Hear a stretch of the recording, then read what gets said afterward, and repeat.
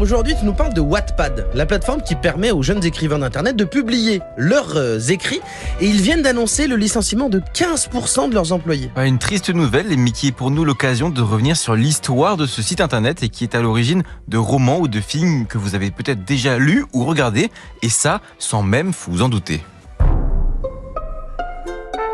Alors, Wattpad a été fondé en 2006 par Allen Lau et Ivan Yuen, deux jeunes Canadiens qui veulent participer à l'essor de la lecture numérique, Tazio. Le concept de Wattpad est génial puisque la plateforme permet à n'importe quel auteur indépendant de publier ses écrits en ligne qui seront ensuite référencés sur le site et que n'importe qui en fait pourra lire gratuitement.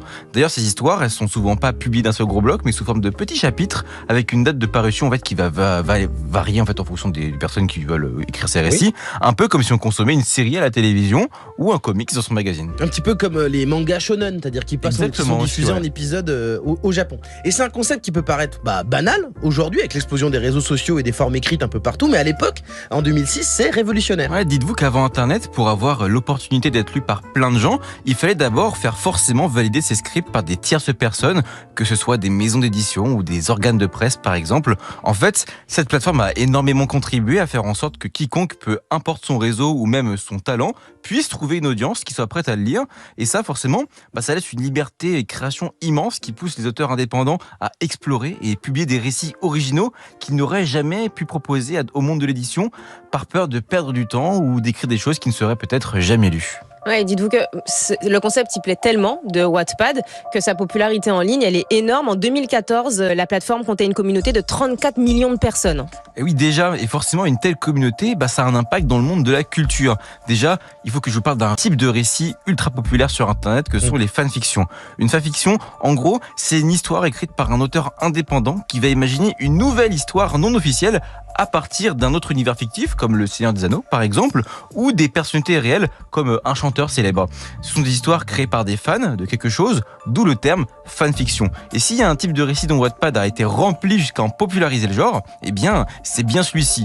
Là, comme ça, vous devez vous dire que c'est certainement des petites histoires sans prétention, et pourtant, certaines font des millions de lectures jusqu'à prendre forme dans le monde réel. Oui, il y en a une très très célèbre, c'est After, un roman écrit par Anna Todd et qui provient à la base d'une fanfiction qui était diffusée sur Wattpad, qui imaginait donc une romance avec un personnage inspiré par Harry Styles, qui était à l'époque encore membre des One Direction. Ce genre d'œuvres ont été beaucoup développées sur Wattpad. D'ailleurs, sur 50 nuances de Grey, par exemple, c'était exactement pareil, sauf que là, pour le coup, c'était pas publié sur Wattpad. À la base, c'était une fanfiction érotique qui développait la romance entre Edward et Bella, les deux personnages principaux de la saga Twilight.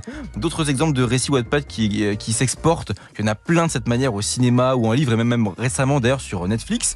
Et ce sont pas forcément tous des immenses succès, comme peuvent l'être les 50 nuances de Grey ou After, mais il faut bien comprendre que ce site aujourd'hui, c'est une vraie ressource pour détecter les auteurs de talent de demain. Mais est-ce qu'on a du coup de quoi s'inquiéter? Est-ce que la vague de licenciements là qui touche la plateforme, elle va avoir un impact sur le futur de cette industrie créative? Je dirais qu'on est malheureusement dans la grande lignée de ce qui se passe de plus en plus chez les grands acteurs des réseaux sociaux qui peinent énormément à développer leur modèle économique. En fait, Wattpad ont tenté des choses en développant des options pour pour permettre aux gens d'accéder à des contenus d'auteurs exclusifs en les faisant payer.